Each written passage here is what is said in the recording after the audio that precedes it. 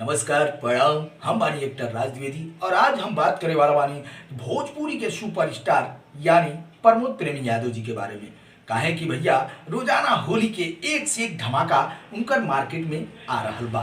तो भाई कल उनकर एक और ब्लास्ट गाना जौन की वीडियो के माध्यम से आवता और जौने गाना में एक बार आप लोग देखले हो बहुत हिट गाना भइल है, ये छोटी तहरा चोटी से चोट लागता। वह मॉडल वो में काम कैले वाली और ओमे बाना सुपरस्टार यानी प्रमोद प्रेमी यादव जी। तो ये वीडियो के कल देखी और अपन प्यार और आशीर्वाद दी। काहे कि भैया एसी फिल्म के माध्यम से वीडियो रिलीज होता जौने एल्बम के नाम बा होली में हिचड़ भइल बा। तो आप लोग से रिक्वेस्ट बा ये वीडियो के ज्यादा देखी जा और आगे भी शेयर करी जा। और सबसे पहले एक बात और बता देते नहीं कि अगर ये चैनल के सब्सक्राइब ना कैले बनी जा तो ये चैनल के सब्सक्राइब कैली। काहे कि जितना भी वीडियो सुपरस्टार लोग के होई ओकर अपडेट पर मिली और जितना भी फिल्म रही यही चैनल पर अपडेट मिली। तो आप लोग ये गाना के वीडियो के माध्यम से ये चैनल पर इंटरटेनमेंट कर सकें जा। और सबसे बड़ा बात कि न्यूज के माध्यम से सारा अपडेट आपके मिलत रही।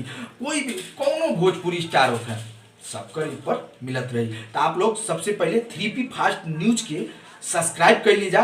काहे कि आगे सब अपडेट आपके एक से एक धमाकेदार मिले वाला बा। और होली के माहौल चलता तो भैया बता दी कि आगे 2-4 दिन पहले यानी प्रमोद प्रेमी यादव जी के एगो गाना बहुत बड़ा छूटल रहा टी सीरीज से जौने के नाम रहा पिचकारी। तो भैया पिचकारी मतलब होली में रंग भी जरूरी होला, अबीर भी जरूरी होला यानी गुलाल, और साथ में पिचकारी भी। तो आप लोग वो गाना के भी देखी और अपन प्यार और आशीर्वाद दी। और सबसे पहले अगर चैनल पर नया बानी तो सब्सक्राइब कर ली और कमेंट करके वीडियो के बारे में जरूर बताएं कि वीडियो आप लोग के कैसा लगा।